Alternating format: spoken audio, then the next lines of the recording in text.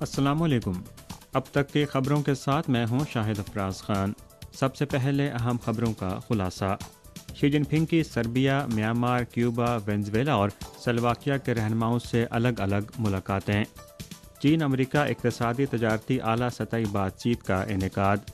چین کی بھارت اور پاکستان سے تحمل کا مظاہرہ کرنے کی اپیل۔ اور اب خبریں تفصیل کے ساتھ۔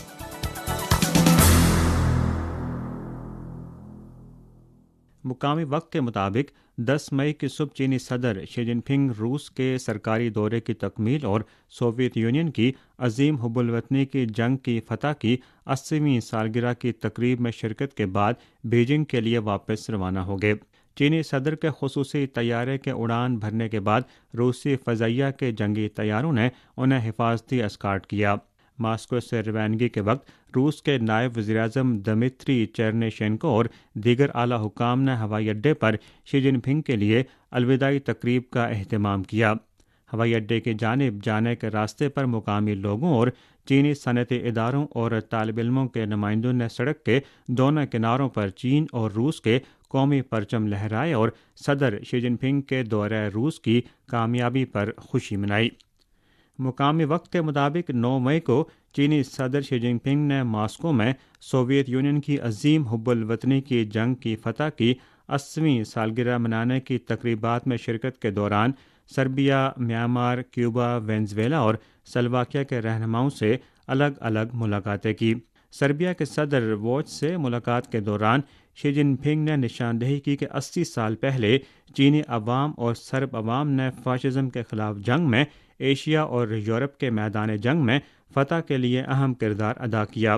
چین سربیا کے ساتھ اسٹریٹجک بات چیت کو گہرا کرنے، باہمی حمایت کو بڑھانے، تجارت اور سرمایہ کاری تعاون کو مضبوط کرنے، متعلقہ پروجیکٹس کی تعمیرات اور آپریشنز جاری رکھنے میں مدد فراہم کرنے کے لیے تیار ہے تاکہ مزید باہمی فائدہ مند نتائج حاصل کیے جا سکیں۔ میانمار کے رہنما مینانگ ہیلانگ سے ملاقات کے دوران شی جن پنگ نے کہا کہ اس سال دونوں ممالک کے درمیان سفارتی تعلقات کے قیام کی 75ویں سالگرہ ہے۔ چین میانمار کی حمایت کرتا ہے کہ وہ اپنے قومی حالات کے مطابق ترقی کی راہ پر گامزن ہو سکے اور ملکی سیاسی ایجنڈے کو مستحکم انداز میں آگے بڑھائے۔ فریقین کو چین میانمار اقتصادی راہداری کے اہم پروجیکٹس کی تعمیر کو جاری رکھنے اور آن لائن جوا بازی اور ٹیلی کام فراڈ سمیت دیگر سرحد پار جرائم پر سختی سے کاری ضرب لگانا چاہیے۔ کیوبا کے صدر ڈیاز کینل سے ملاقات کے دوران شی جن پنگ نے کہا کہ اس سال چین کیوبا سفارتی تعلقات کے قیام کی 65ویں سالگرہ ہے۔ چین ثابت قدمی کے ساتھ کیوبا کی حمایت کرتا ہے کہ وہ غیر ملکی مداخلت اور ناکہ بندی کی مخالفت کرتے ہوئے اپنی خود مختاری کی حفاظت کرے اور ملک کی اقتصادی اور سماجی ترقی کو فروغ دے۔ فریقین کو برکس، چین لاطینی امریکہ فورم سمیت دیگر فریم ورک کے تحت تعاون اور ہم آہنگی کو مضبوط بناتے ہوئے طاقت کی سیاست اور یک طرفہ غنڈہ گردی کی مخالفت کرنی چاہیے اور بین الاقوامی انصاف و عدل کا تحفظ کرنا چاہیے۔ وینزویلا کے صدر مادورو سے ملاقات کے دوران شی جن پنگ نے کہا کہ چین قومی خود مختاری اور قومی وقار کے تحفظ میں وینزویلا کی مضبوط حمایت کرتا رہے گا اور وینزویلا کے ساتھ تمام شعبوں میں عملی تعاون کو مزید گہرا کرنے کا خواہاں ہے۔ چین وینزویلا اور دیگر لاطینی امریکی ممالک کے ساتھ مل کر چین لاطینی امریکہ ہم نسلی معاشرے کی تعمیر کو مستحکم انداز میں آگے بڑھانے کے لیے تیار ہے۔ سلوواکیہ کے وزیراعظم رابرٹ فیکو سے ملاقات کے موقع پر شی جن پنگ نے کہا کہ چین سلوواکیہ اسٹریٹجک شراکت داری تیز رفتار راستے پر گامزن ہے۔ چین اس بات کا خیر مقدم کرتا ہے کہ سلوواکیہ چین کو بہترین مصنوعات برآمد کرے اور زیادہ چینی کاروباری ادارے سلوواکیہ میں سرمایہ کاری کریں۔ امید ہے کہ سلوواکیہ چین یورپ تعلقات کی بہتری اور ترقی کے لیے مثبت کردار ادا کرے گا۔ مذکورہ بالا ممالک کے رہنماؤں نے ایک چین کے اصول پر قائم رہنے کے پختہ عزم اور چین کی جانب سے پیش کردہ تینوں گلوبل انیشیٹوز کی حمایت کا اظہار کیا اور کہا کہ وہ یک طرفہ پسندی اور تحفظ پسندی کی مخالفت کرنے اور عالمی برادری کے مشترکہ مفادات کا تحفظ کرنے میں چین کے ساتھ مل کر کام کرنے کے لیے تیار ہیں۔ مقامی وقت کے مطابق 10 مئی کی صبح چین امریکہ اقتصادی اور تجارتی اعلیٰ سطحی بات چیت کا جنیوا میں انعقاد ہوا۔ CPC سینٹرل کمیٹی کے سیاسی بیورو کے رکن اور چین کے نائب وزیر اعظم ہے لینفینگ نے چین امریکہ اقتصادی اور تجارتی بات چیت کے لیے چینی رہنما کے طور پر اسی روز امریکی فریق کے رہنما اور وزیر خزانہ اسکاٹ بیسنٹ کے ساتھ بات چیت کی۔ 10 مئی کو چین کی وزارت خارجہ کے ترجمان نے اعلان کیا کہ چین کے صدر مملکت شی جن پنگ کی دعوت پر برازیل کے صدر لولا ڈی سلوا 10 سے 14 مئی تک چین کا سرکاری دورہ کریں گے۔ 10 مئی کی صبح بھارت نے پاکستان کی نور خان ایئر بیس اور دیگر تنصیبات پر حملہ کیا، جس پر پاکستان نے جوابی کارروائی کی۔ اس وقت پاکستان کی جانب سے آپریشن بنیان مرصوص شروع کر دیا گیا ہے۔ اس صورتحال پر تبصرہ کرتے ہوئے چین کی وزارت خارجہ نے کہا کہ چین موجودہ پاک بھارت صورتحال پر گہری نظر رکھے ہوئے ہے اور کشیدگی میں اضافے پر گہری تشویش کا اظہار کرتا ہے۔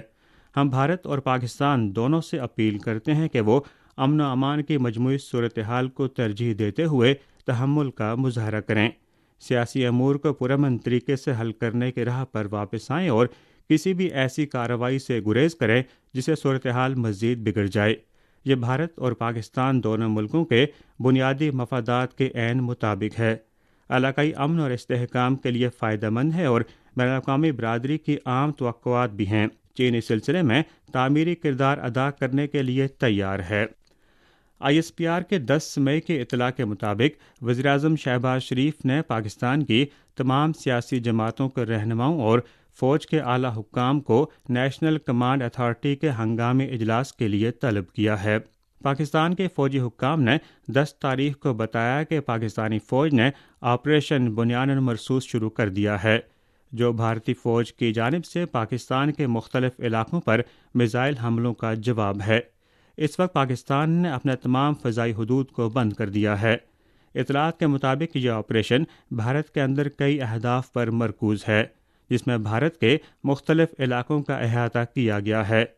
پاکستان کا کہنا ہے کہ پہلے مرحلے میں آپریشن نے بھارتی پنجاب میں میزائل ذخیرہ کرنے کی ایک سہولت کو نشانہ بنایا۔ کارروائی کے دوران پاکستان نے سائبر حملے بھی کیے، جس کی وجہ سے بھارت کی تقریباً 70% بجلی کی سپلائی متاثر ہو گئی۔ پاکستانی فوج کی باخبر شخصیات نے یہ بھی بتایا کہ پاکستان کے جنگی طیاروں نے گجرات، امبالہ اور جلندھر جیسے مقامات پر بھارتی فضائی اڈوں پر فضائی حملے کیے ہیں۔ پاکستانی میڈیا نے فوجی ذرائع کا حوالہ دیتے ہوئے بتایا کہ پاک فضائیہ کے JF-17 تھنڈر جنگی طیاروں نے بھارتی پنجاب کے آدم پورہ علاقے میں ہائپر سونک میزائل استعمال کرتے ہوئے بھارت کے S-400 ایئر ڈیفنس سسٹم کو تباہ کر دیا ہے۔ پاکستان کے نائب وزیر اعظم اور وزیر خارجہ اسحاق ڈار نے 10 تاریخ کو کہا کہ موجودہ کشیدگی کے پیش نظر پاکستان کی حالیہ فوجی جوابی کارروائیوں کی نوعیت خود دفاعی ہے۔ 9 مئی کو سعودی عرب کے وزیر مملکت برائے خارجہ امور عادل الجبیر دورے پر پاکستان پہنچے۔ اسی دن G7 کے وزراء خارجہ اور یورپی یونین کے اعلیٰ نمائندے نے ایک بیان جاری کیا، جس میں 22 اپریل کو بھارت کے زیر کنٹرول کشمیر میں ہونے والے حملے کی سخت مذمت کی گئی اور بھارت اور پاکستان پر زور دیا گیا کہ وہ زیادہ سے زیادہ صبر و تحمل کا مظاہرہ کریں۔ 10 مئی کو بھارتی وزارت خارجہ اور فوجی حکام کی مشترکہ پریس کانفرنس کے دوران بھارتی فوج نے کہا کہ مغربی بھارت کے سرحدی علاقے میں پاکستان کی مسلسل مسلح کارروائیوں سے بھارتی فضائیہ کی کئی ایئر بیسز اور فوجی اسپتالوں کو نقصان پہنچا ہے۔